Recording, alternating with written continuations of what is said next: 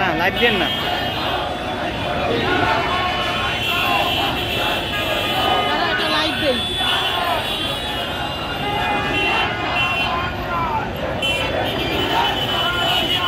এটা আমরা সবাই বুঝতে পারি কেমন লাগে, তাই আমরা এই বাংলাদেশের প্রতিটা গ্রামে গঞ্জে মানুষকে জানিয়ে দিতে চাই এই দেশের দেশনেত্রী বেগম খালেদা জিয়ার যে আপসহীন নেত্রী, তার প্রমাণটা আজকে মহান আল্লাহ তাআলা তাকে দিয়েছে।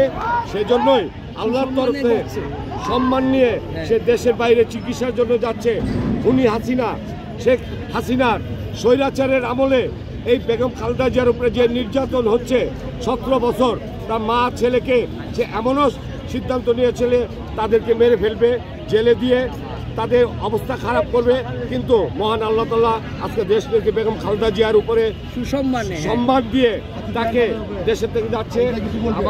আমাদের মাঝে উপস্থিত আছেন আমাদের 9 নম্বর ওয়ার্ডের বিএনপির অভিভাবক সাবেক সিনিয়র সহসভাপতি জনাব আতিকুর রহমান আতিক সাহেব। আমরা এখানে 9 নম্বর ওয়ার্ড মতিঝিল থানা বিএনপি সহ এই মহান রব্বুল আলামিনের কাছে হাজারো লাখ শুকরিয়া আদায় করছি আজকের এই দিনটার জন্য।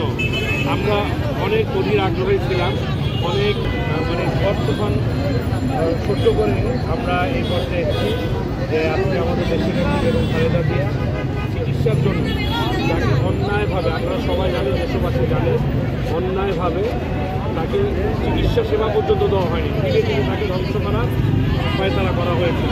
তবে দেখেন লাখে আল্লাহ মারে কে, যেহেতু আল্লাহ আছেন, উনি মহান, উনি মহান, উনি মহান, সুতরাং আল্লাহই ব্যবস্থা করে দিয়েছেন।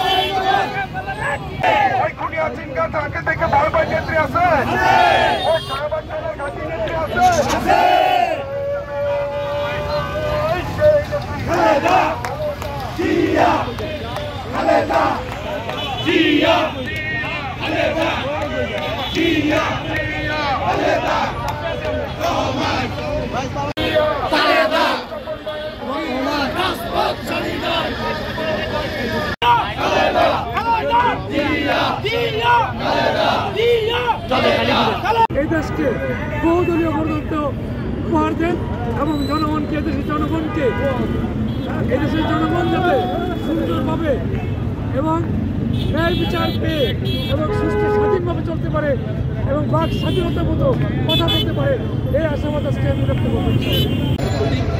স্বাধীনতার সার্বভৌমত্বের প্রতীক আজকে বাংলাদেশ থেকে যাচ্ছেন, তিনি যাতে সুস্থ হয়ে আমাদের মাঝে ফিরে আসেন, এই হচ্ছে আমাদের প্রত্যাশা।